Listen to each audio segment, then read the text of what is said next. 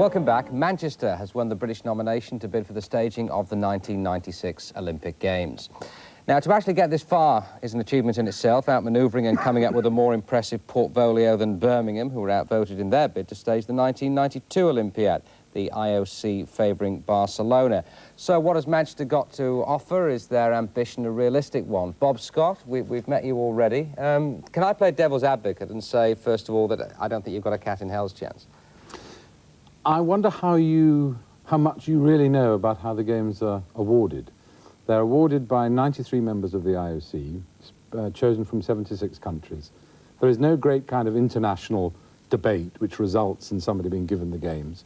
It's a very personal matter between a very curious group of people, some of whom are extremely old, some of whom are very royal, some of whom are extremely rich, and many of whom have fairly distant relationships to sport.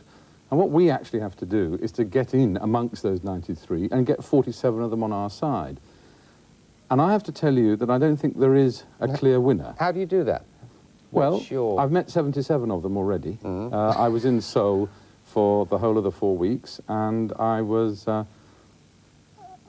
of haunting the corridors of the Schiller Hotel when I really wanted to be out on at the stadia seeing it, basically saying it is time the Games came back to Britain. Britain is one of the 4 founding members of the modern Olympic movement, with a great tradition of good sportsmanship and fair play, with a high reputation for good organisation. If you're looking for a good nation to host the 100th anniversary Games, you could do much worse than bring it to Britain. Yes, I mean, that was the reason for my pessimism, is that because it is the 100th anniversary that everyone thinks it's going to go to Athens. But we won't go into that. Let's talk positively, Bob. Now, here's the model of what you showed to them over there. Now, what does that depict? This is the northwest of England, not, I hasten to say, Elton, on scale form. This is a vision of Manchester and Liverpool, which you may not have seen before. This is, in fact, the Manchester Ship Canal, which connects the 2 cities, and rather concentrated at the Manchester end are something like 18 of the 23 sports that we have to... Right, let's look at some of them, because they do light up. Let's take, as Keith sitting here as well, let's take football to start with, Bob. Well, what other nation on earth, what other city on earth, indeed, can say to Mr. Havilanche and FIFA, when they come to look at our football, you can have the football at Main Road, Old Trafford, Goodison Park and Anfield. There's not a nation on earth that could say, don't worry about football quite so convincingly. All right, then. What about, I'm working this, athletics? Well, we have to build a main stadium, but then it's been accepted in this country that any city bidding for the Olympics would have to build a main new stadium. Now, I have to say to you that the northwest of England is where the second national stadium ought to be.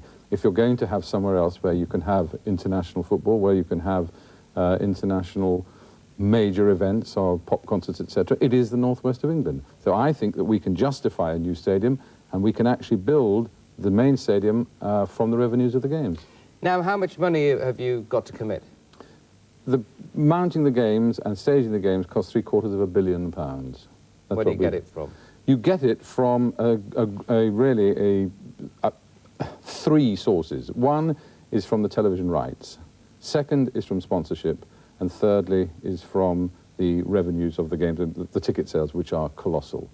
And from those 3 sources, you can now mount the Games. I mean, it is the standard view now that the Games make a profit. They made a profit in Los Angeles, they made a profit in Seoul. You've got a show business background. What on earth possessed you to try and inspire this mammoth feat?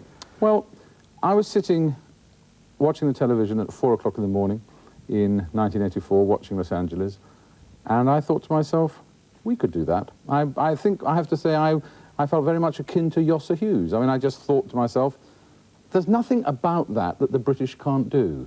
Why on earth aren't we looking to bid for the Games? There was no talk. Yosser Hughes, just explain that one. The boys from the Black Stuff, you remember? The lad from Liverpool who looked at a fella cleaning windows. He looked at Ian Rush, if I remember rightly, and said, oh, I could do that. And it was a bit like, I could do that, but... I haven't got you. I wouldn't challenge your accent, though. But, I mean, the fact of the matter is why was nobody bidding for Britain? Nobody has ever bid for the Games in Britain. The twice we've had the Games, one in 1908 and once in 1948, we were asked to take over the Games, and we did. Since 1948, there has never been a British bid. At least we are now bidding. And I have to say that the Games would do more to revive the economy of this region than any other single thing I can think of. I might have misunderstood slightly there, but Birmingham bid, surely. I mean, Well, no, but until the night, I mean, when I had the idea, I put the idea up for 1992, and as a result of our energy, Birmingham came in, bid with the power of Dennis Howell and the attractiveness of the NEC, and defeated us. They then went forward and lost the 1992 vote to Barcelona. We had a rematch, and we won. So it goes back, all I'm saying is it goes back to Los Angeles. All this commitment, all this planning, all this money, which is being generated already, I know. What happens if it all fails and you don't get it? Well, you see, I don't think there's anything like bidding for the Olympics that is more of an upmarket story. I mean, the fact is that if we get the Games, we have this fantastic regeneration. If we don't get the Games, we will have spent the next 2 years having the focus of the world upon us, along with our competing cities of Toronto and Sydney, Atlanta, Athens, and we will be taken seriously. Now, the problem about living up here is that although we think quite well, we don't trumpet our story enough. We've got a fantastic potential here, and we want to tell the world we've got this fantastic potential, and here is a vehicle to do it, win or lose. Bob, it may not have sounded like it to you, but I am on your side.